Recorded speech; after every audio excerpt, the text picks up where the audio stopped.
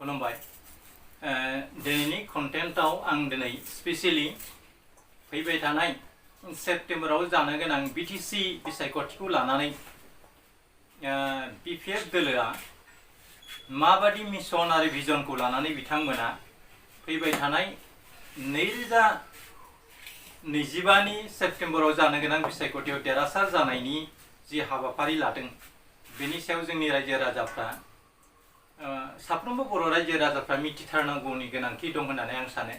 मानो होनना बुङोब्ला बर'फोरनि गेजेराव गिबियावनो बिथाङा BLT नि दैदेनगिरि जानानै 2003 मायथाइनि 10 फेब्रुवारियाव BTC एकर्डखौ खालामनानै बर'फोरनि राव हारिमु सोदोमस्रि लोगोसे बर'फ्रा बुहुम दरबाराव थांनानै थानायनि जि बिथा महरै मोनदोंमोन बे जाबाय BTC खौ जोनोम होजेननाय सुबुङानो जाबाय हाग्रामा महिलारी आरो बिथांनि नाजानायावनो मोनबा डिस्ट्रिक्टआव जेसेबां मानि दालान बिल्डिं मावख'ल' आरो बायदि बायदि हाबाफारिफ्रा मोजां रोखोमै आबुङै मावफुंजादोंमोन। नाथाय खोब दुखुनांथावना खोथा आथिखालनि BTC नि राजगादियाव जिरायनानै 5 बोसोर सरकार खुंबोनाय बिथां प्रमद बर'आ ओरैबायदि सासे मिसुरिया सुबुं जाय सुबुङा दिनै 5 बोसोराव गावनि धोन सम्पतिखौ रोहो खालामनायनि बादै बर'फोरनि जि थामोनथा बेखौ खोथाजों बुंफ्लानानै दिनै बिथाङा गावनि गादिखौ लादोंमोन। नाथाय दिनै बर' जातिया बिथांनि दिनाव जोबस्रांनायनि लामायाव फैदोंमोन आरो गोबां BTC नि मोनखानाय जि पावारफ्रा दिनै गैया जालांनो हमदों। मानोना बिथाङा BTC खौ जाबादि लागाम हमनानै सालायनांगौमोन बेबादि सालायनो हायाखै, जायनि जाहोनाव दिनै रायजोफ्रा परित्रान लुबैनानै रैखाथि लुबैनानै बिथांनि जानगार जानानै माबोरै BTC खौ रैखाथि खालामनो हायो बेखौ नोजोर थिबोनानै BTC नि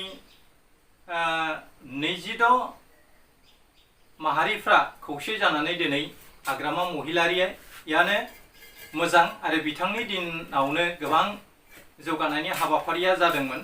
आथिखालाव प्रमद बर'नि दिनाव जेबो मोनाखै होननानै ससियेल मिडियाफ्राव बुंबाय थानायखौ जों नुनो मोनदों।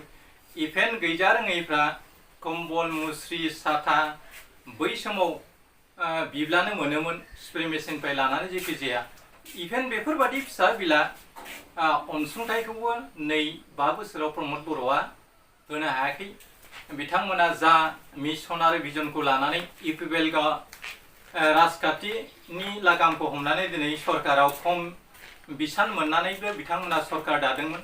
नाथाय 17टा आसन मोननानैबो मासि मोननानैबो हाग्रामा महिलारिया सरकार दानायनि जानथायाव थानो गोनां जादोंमोन। बै समाव इउपिपिएल 12 BJP मोनगु देरहासार जादोंमोन आरो बेबायदिनो थगायनाय राजनितिजों प्रमद बर'आ GSP BJP खौ लानानै सरकार दादोंमोन। खान्थि बादियैब्ला जायफ्रा मेजरिटि मोनो बिथांमोना सरकार दानो हायो आरो BTR नि थौआवनो बिथां हाग्रामा महिलारिया बर' रायजो राजाफोरनिफ्राय बांसिन सापर्ट मोननानै 17टा आसन सिट मोननानै देरहासार जादों। बेनिफ्रायनो जों मिथिनो हायो हाग्रामा महिलारिनि फारसे बर' रायजोफ्रा गोख्रों फोथायनाय दं आरो बिथाङा खम खोथा बुङो नाथाय बिथांनि आखायाव जादु दं आरो बिथाङा खम खोथा बुङोब्लाबो बिथाङा बर'नि जि सेन्टिमेन्ट बे सेन्टिमेन्टआ बिथांनाव दं आरो BTC ओनसोलाव थानाय रायजो राजाखौ लानानै माब्रै गोजोननि मोनसे BTC सरकार सालायनो हायो बेखौ नोजोर थिबोनानै बिथाङा खामानि मावबोबाय थादों। आरो बै समाव सासेबो बर'फोरनि मोदोमाव गुबुन माहारिया बा पुलिस मिलिटारिफ्रा एफेक्सननि नामाव जोंखौ होखारनो हायाखैमोन आरो बर'फोरखौ आलाय सिलाय खालामनो हायाखैमोन। नाथाय खोब दुखुनांथावना खोथा गाइखेर माखन खिउ जानानै BTR एकर्डखौ खालामग्रा इउपिपिएल दोलोनि नेताफ्रा दिनै आयेन कानुनफोरखौ मोजां रोखोमै फरायथ'यैनि जाहोनाव आरो गोरों गोरा उखिल फोरनिफ्राय खायसे गियानफोरखौ लायैनि जाहोनाव दिनै BTखौनो BTR खालामनानै एरियाखौल' एसे एक्सटेनसन खालामनानै BTC नि गादिखौ लानो नाजादोंमोन। नाथाय खोब दुखुनांथाव खोथा आथिखालाव बिथांमोननि जि थगायनायनि जि कालचार सोबख'नायनि जि कालचार आरो गरिब निखावरिफोरनिफ्राय लाख लाख थाखा लानानै साख्रि होनानै आथिखालाव बिथांमोननि सरकारा जोबनायनि एसे सिगाङाव बिथांमोना गोबां साख्रि होनायनि नामाव कौटि कौटि रां लुथिदों। बिनि जाउनाव हाइकर्ट खालामनाय थासारिया जाबाय आरो बिथांमोना नंखाय एपइन्टमेन्ट होनानै जोंनि गेजेराव दावराव दावसि सोरजिलांबाय।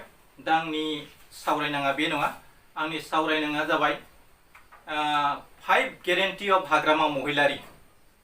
हाग्रामा महिलारिनि 5 guarantee, बे गेरेन्टिया मा मा आरो बे गेरेन्टिनि जोहै बर'फ्रा मा मा लाब जानो हागौ बा बिटिसि बासिनि मानसिया लाब जानो हागौ बिनि सायाव आं बेस खालामनानै खोथाखौ बुंनो नाजादों। आरो बे 5 गेरेन्टिखौ लाखिनांगौब्ला जोंनि बिटिसि ओनसोलाव थानाय बर'जों लोगोसे नन बर' सुबुंफ्रा जाबादि लैहोर लैहोर फैनानै मदद खालामनांगोन आरो बिथां हाग्रामा महिलारिनि जि मिशन बेखौ साक्सेस खालामनाया जोंनि साफ्रोमबो बर' रायजो राजानि खामानि होननानै आं सानो। मानोना आथिखालाव प्रमद बर', फेरेंगा आरो राकेश ब्रह्ममोननि जि डायलग, बे डायलगा सोलिला। मानोना बिथांमोना लाथिख' थुंग्रि सिबनानैनो बिथांमोना इउपिपिएल गभर्नमेन्टखौ फैबाय थाजानो लुबैयो। मानोना लाथिख' थुंग्रि सिबग्रा हान्जाफ्रा दिनै लाथिख' अग्राङावनो गोमोरलांनायनि मोनसे सम फैबाय थानायाव बुब्लियाव बिथांमोननिफ्राय खोब देरहायोब्ला बिथांमोननिफ्राय साब्रैसो देरहानो हागौ आरो बेनि बागै हाइस्ट मेजरिटिखौनो बिथां हाग्रामा महिलारिया मोननो हागोन। आरो आथिखालाव रायजो राजाफ्रा बुजिबाय हाग्रामा महिलारि नङाबा बिटिसिखौ रैखाथि खालामनांगौआ खोब गोजानथारसै। बेखौ नोजोरथि बोनानै दिनै साफ्रोमबो मानसिफ्रा दोलो ओंखारनानै सुबुंनि दैबाना खालामनानै बिपिएफनि आखाइखौ मजबुत खालामनो ओंखारबोदों। बे जोंनि थाखाय बरायथावना आरो बिटिसिखौ रैखाथि खालामनायनि साबिखाथिया बे सेप्तेम्बराव जानो गोनां बिसायख'थियानो। दा बे बिसायख'थियाव बाहागो लाग्रा सुबुंफ्रा माखासे गुदुं गुसु थासारिखौ लानानै भट होनायनि गोनांथि दं। नाथाय 500, 600, 2000, 3000, 5000 थाखा मोनब्लानो सोरनोबा भट होनांगौ नङा। बेयो जोंनि जिउ रैखाथिजों लोगोसे जोंनि 6 शेड्यूल काउन्सिलखौ रैखाथि खालामनायनि बेयो मोनसे गेदेर दावहा। बे दावहायाव जोंनि बर'फ्रानो देरहानांगोन आरो बर'फ्रा जेनोब्ला जुदि नेशनेल पलिटिकल पार्टिफ्रा लोगो लालायनानै जुदि सालायोब्ला जोंनि बिटिसिआ थेर बेथेर गावस्रालांगोन आरो जोबथा बुब्लियाव बर'फ्रा दाहोनाफोर बायदि बैनानै बे बिटिसिआव गावनि काउन्सिलावनो रायजो जानो गोनां जागोन। बेनिखायनो जोंनि काउन्सिलनि मोनखानाय पावारफोरखौ डिपार्टमेन्टफोरखौ जों हमथाना लाखिनांगौब्ला आथिखालाव माहारियारि आफादफ्राबो खायसे नेताफोरजों बायजाना दिनै फरायसा आफादनि दैदेनगिरिफ्राबो बेखौ राजनिति बेनाराव बाहायनानै गाव थाखा फैसा खामायनायनि जि लाहार फाहारखौ ससियेल मिडियायाव जों नुबाय थादों। इभेन आथिखालाव ससियेल मिडियायाव नुजानाय जि दावराव दावसि बियो मोनसे माहारियारि आफादनि मिटिंनि बा मिशन जानो नाङा। मानोना माहारियारि आफादफ्रा गावनि मोनसे थांखि आरो भिजन थायो। बे भिजनजों थांफानायनि गोनांथि दं। नाथाय थाखा फैसानि लालसायाव खायसे बैसो जानाय दैदेनगिरिफ्रा जोंनि फरायसा लाइमोनफोरखौ मिसइउज खालामनानै गावसा लाख कोटि थाखा आरजिनानै माबोरै मन्त्रि एमएलए जानो हायो बेखौल' मिजिं लानानै जोंनि फरायसा लाइमोनफोरखौ गोरोन्थि लामाजों दैदेनबाय दं। बेनिखायनो जोंनि फरायसा लाइमोनफ्राबो सांग्रां जानायनि गोनांथि दं आरो गावनि फरायनायखौ सिगां फारसे लानानै दावगालांबाय था। राजनितिनि फारसे बांद्राय गोसो होनांगौनि खोथा गैया। दिनैनि फरायसायानो गाबोननि गेदेर दैदेनगिरि बा नोगोरारि। दा बिथांमोननि आखायावनो मोनसे हादरनि जौगानाया थायो। दानिया फैदो हाग्रामानि 5 गेरेन्टिया मा? हाग्रामानि 5 गेरेन्टिया जाबाय गिबि गिबियावनो first guarantee land पाट्टा allotment.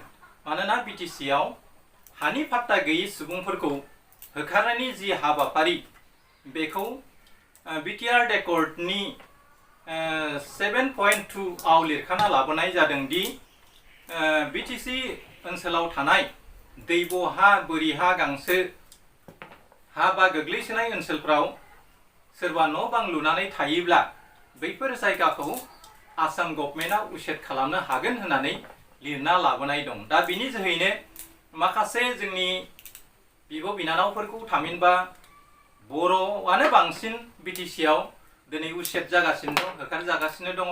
BTC आवल' नङा, बायजोआवबो बांसिनै बे BTC आव बे फोस्रांनाय जि कालचारखौ लानानै जि राजखान्थि गेलेबाय थादों, बियो जोंनि थाखाय खोब दुखुनांथाव खोथा। मानोना जोंनि बड' कमिउनिटिनि मानसिफ्रा सान अफ दि सयल, हानि फिसा, बे हानि फिसाखायनो बिथांमोना हाग्रा बंग्रायाव थानो हानायबो मोन्थाय दङ फरेस्ट एक्ट मथै।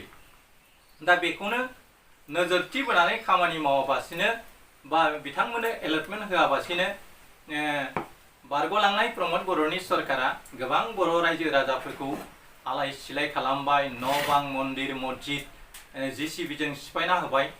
बिनि दुखुनि गाराया दासिमबो गायाखै, जायनि जाउनाव बिथांमोना परित्राण रैखाथिखौ लुबैनानै दिनै हाग्रामा महिलारिजों सामिल जाबोदों आरो फैबाय थानाय बुब्लियाव हाग्रामा महिलारिया दि BTC आव सरकार दानो हागोन बे रोखा सावगारिया नुजाखाबाय। बेनिखायनो बिथां हाग्रामा महिलारिया मोनफ्रोमबो हारि माहारिनो जायफ्रा 2003 मायथाइनि 10 फेब्रुवारि गेजेराव BTC ओनसोलाव रायजो जानानै दङ, बिथांमोननो गासैनोबो लेन्ड एलटमेन्ट, लेन्ड पाट्टा होनायनि जि थिरांथा बेखौ सेथि गेरेन्टि महरै लादों। आरो नैथि गेरेन्टिया जाबाय 10 crore annual fund for unemployed youth. आरो नैथि गेरेन्टिया जाबाय 100 कौटि बोसोरारि रांखौ बिथांमोना साख्रि बाख्रि गैयै लाइमोन सेंग्रा सिख्लाफोरनो बे 100 कौटिखौ बोसोराव बाहायनो नाजादों। बिदिनो नैथि गेरेन्टियाव बिथांमोना बोसोराव 10 कौटि करै लाइमोन सेंग्रा सिख्लाफोरनो साख्रि बाख्रि गैयैफोरनो अनसुंथाइ होनानै बिथांमोनखौ माबोरै जिउ रैखाथि होनो हायो एबा थांना थानायनि जि जिबिकानि पथ, थांना थानायनि जि लामा बेखौ लानो हायो, बेखौ हाग्रामा महिलारिया नैथि गेरेन्टिनि जोहै मावफुंनो थांगासिनो दं। आरो सरकार दानाय लोगो लोगोनो बिथाङा सेप्तेम्बराव इलेक्सन जानानै अक्ट'बरनि गेजेरावनो बे जि गेरेन्टि मोनबा गेरेन्टि होनायफोरखौ मावफुंनायनि खोथाखौ बुंदों। थामथि गेरेन्टियानो जाबाय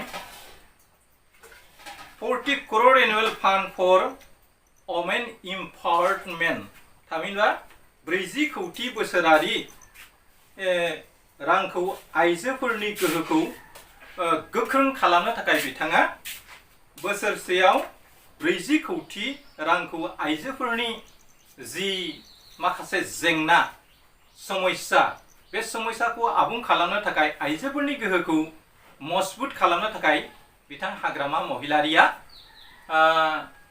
बोसोराव 40 कौटि रां बाहायगोन।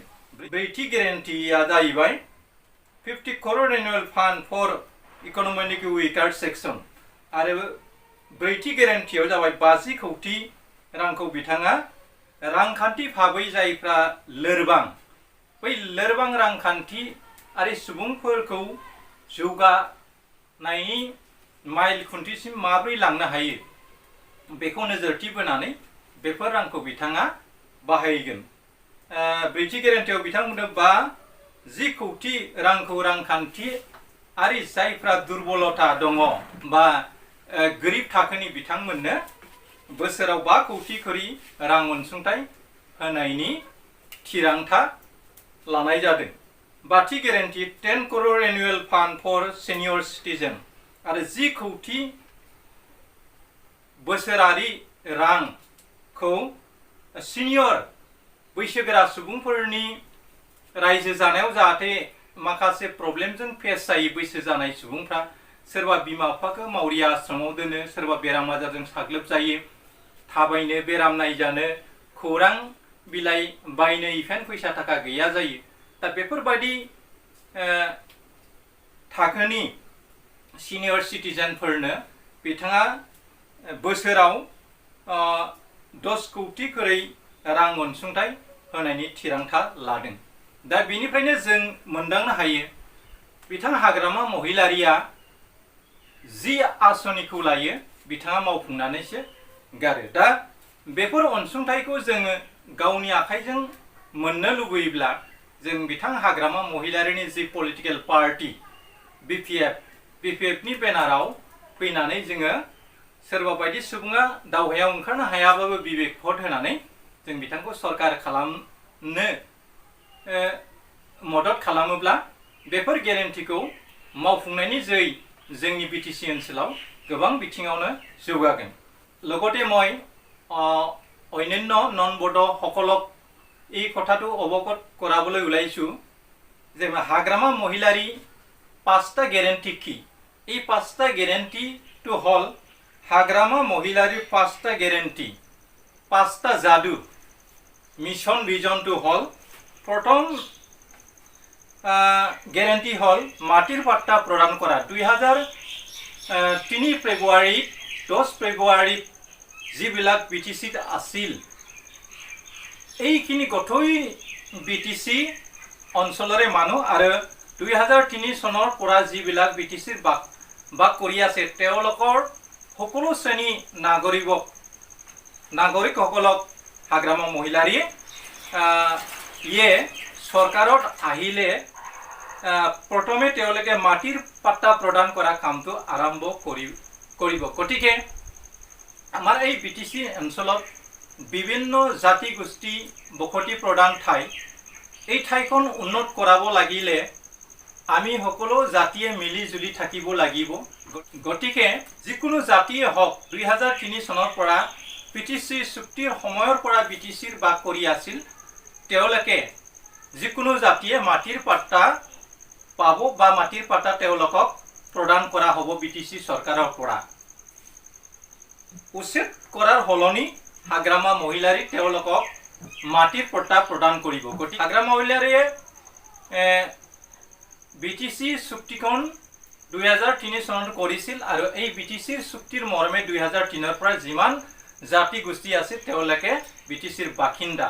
ইয়াৰ কোনো first class second class third class বুলি নাগৰিক নাই। গতিকে সকলো সমান, সকলো জাতিক সমান চকুৰে চোৱাৰ কাৰণে একেদে সকলো জাতিকে মাটিৰ পাট্টা প্ৰদান কৰাটো 1 নম্বৰ গ্যাৰান্টি হিচাপে একেদে নিজৰ 5টা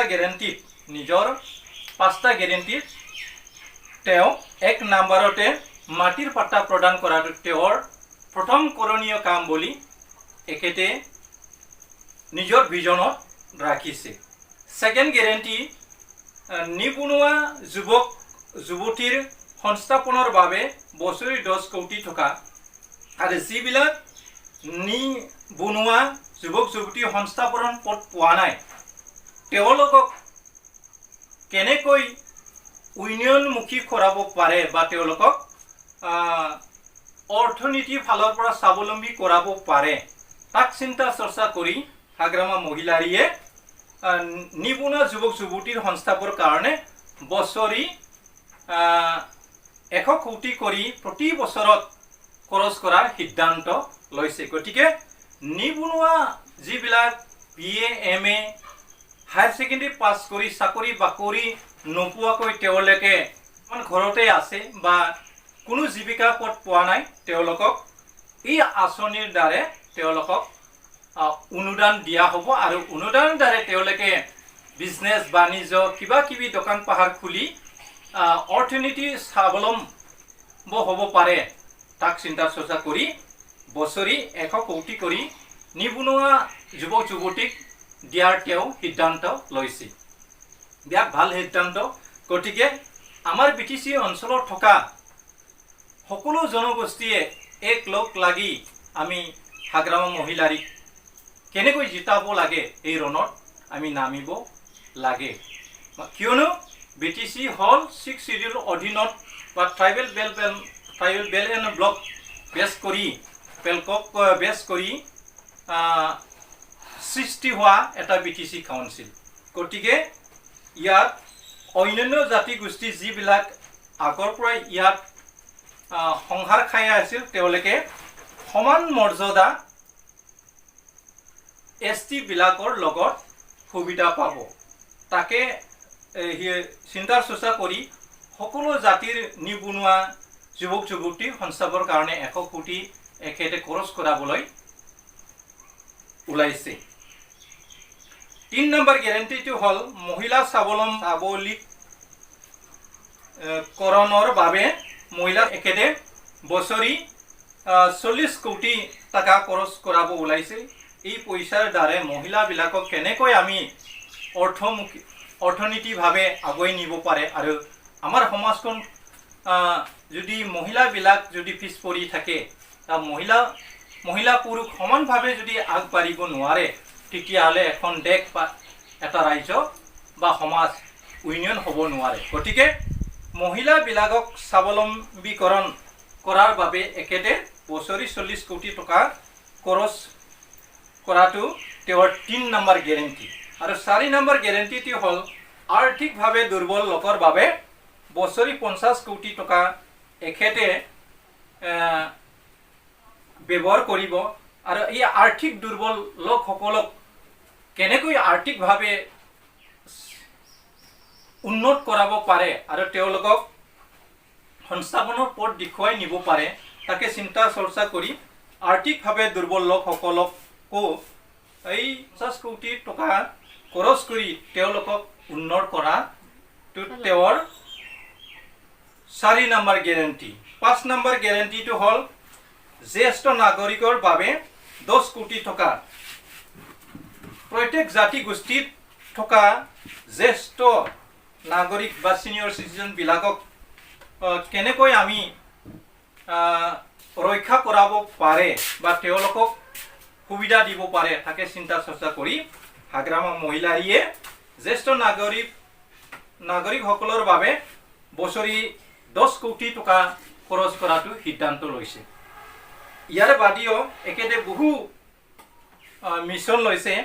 for the people of BTC Hagrama মহিলাৰ ভিজন। হাগ্ৰামা মহিলাৰী BTC অঞ্চলত বসবাস কৰি থকা লোকসকলৰ বাবে হেল্থ কেয়াৰটো ভালদৰে স্বাস্থ্য প্ৰতি মানুহ ভালদৰে কেনেকৈ জীয়াই থাকিব পাৰে তাকে চিন্তা চৰ্চা কৰি হেল্থ কেয়াৰৰ তেওঁ ভাল সিদ্ধান্ত গ্ৰহণ কৰিছে। Free OPD registration and dialysis treatment in BTC gov hospital. BTC চৰকাৰে ফ্ৰী OPD ৰেজিষ্ট্ৰেশ্যন কৰি ডায়ালিচিছ ট্ৰিটমেণ্ট কৰাৰ কাৰণে তেওঁলোকক BTC চৰকাৰে অনুদান কৰা হ'ব। আৰু সেকেন্ড এক্সপেণ্ড ডায়ালিচিছ ইউনিট উইথ ফুল ফিজ আৰু এক্সপেণ্ড ডায়ালিচিছ ইউনিট উইথ ফুল ফিজ দিয়াটো সিদ্ধান্ত গ্ৰহণ কৰিছে। লগতে upgrade the medical infrastructure and fill vacant health care post. আৰু BTC অঞ্চলৰ মেডিকেলৰ যিটো সা সুবিধা বা হস্পিটেল কিবা কিবি উন্নত কৰা আৰু এই হস্পিটেলত ভেকেণ্ট পৰি থকা ভেকেঞ্চিবোৰক তেওঁ ফিল আপ কৰাৰ কাৰণে ইয়াত চাকৰি বাকৰি দিয়াটো তেওঁ সিদ্ধান্ত লৈছে। লগতে medical college in Udalguri for better health care access. আৰু ওদালগুৰিত এখন মেডিকেল কলেজ ওদালগুৰি অঞ্চলত থকা মানুহ স্বাস্থ্যৰ প্ৰতি কেনেকৈ ভাল সুবিধা পাব পাৰে তাকে চিন্তা চৰ্চা কৰি একেদে ওদালগুৰিত এখন মেডিকেল কলেজ আৰু financial assistant for person with disabilities আৰু যিবিলাক পংগু এই পংগু ব্যক্তিসকলক তেওঁ অৰ্থনীতিভাৱে সহায় কৰাটো তেওঁৰ BTC বাসিন্দাৰ প্ৰতি নজৰ ৰখা ভিজন। আৰু একেতে BTC অঞ্চলত থকা ৰাস্তা পদূলিবিলাক উন্নতি কৰাৰ কাৰণে building better road connecting every village তেওঁ কেনেকৈ সম্ভৱ কৰাব পাৰে তাকে চিন্তা চৰ্চা কৰি একেদে for the people of BTC Hagrama Mohilary vision infrastructure and road 4 lane road from Karigaon to Kokrajhar with flyover at Holtugao, Tiniali, Deborgao and Tiniali. 4-lane rasta Karigaor pora Kokrajhar logote flyover Holtugao to Tiniali, Deborgao, Titagori leke flyover pora teoleke Hiddanto loise. Tar pisot road from Subonkata to Nikasi with RCC bridge over Mara Pagladia Dering River. Aru Subonkata pura Nikasi loi joa rasta du Poki koron kori ba RCC dolong bonai bona teoleke Hiddanto loise ei Dering nodir uporo. Priority construction of road, bridge and river protection work across BTC. Aru BTC onsolot thoka beya hoi thoka ba bridge and river ra gorakoniyo homoisa bilak hobadan korar karone BTC e kam koribo. Aru mini secretary in Odalgiri to improve administration. Aru hakonor hubidar karone Kokrajharato main BTC secretary thakil Odalguri to ekede mini secretary office aku bonwar Hiddanto loise community bhavan in Kokrajhar for all BTC community. Aru BTC অঞ্চলত থকা সকলো জাতি গোষ্ঠীৰ কাৰণে সকলো জাতিৰ কাৰণে এটা কমিউনিটি ভৱন বনোৱা তেও Hiddanto loise. Tar pisot Bodoland Bhavan in Mumbai to support BTC resistance outside Assam. Aru Mumbai ekhon Bodoland Bhavan bonwar cinta chorcha korise. Benikhaine Hagrama Mohilary be menba guarantee ni badibo gobang jौगानायनि हाबाफारि लादों. 4-lane लामा कारिगावनिफ्राय क'क्राझारसिम लोगोसे फ्लाइओभार हल्टुगाव तिनिआलि देबरगाव आरो तितागुरियाव बेबादिनो